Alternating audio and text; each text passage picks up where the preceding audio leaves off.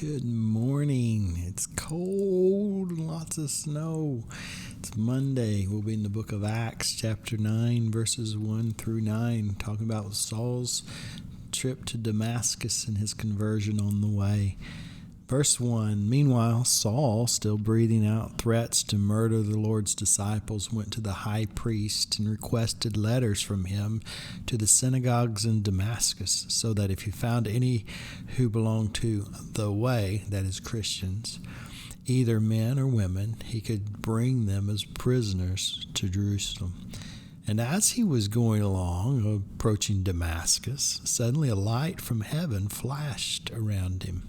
He fell to the ground, and he heard a voice saying to him, "Saul, Saul, why are you persecuting me?"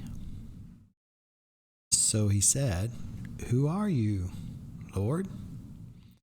He replied, "I am Jesus, whom you're persecuting. But stand up and enter the city, and you will be told what you must do."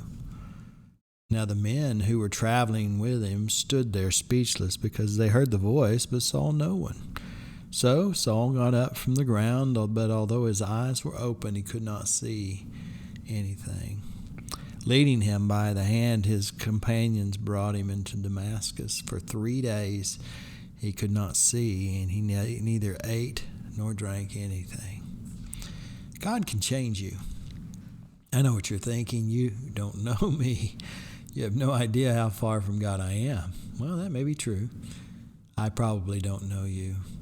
What I do know is that no one is beyond the reach of our Lord.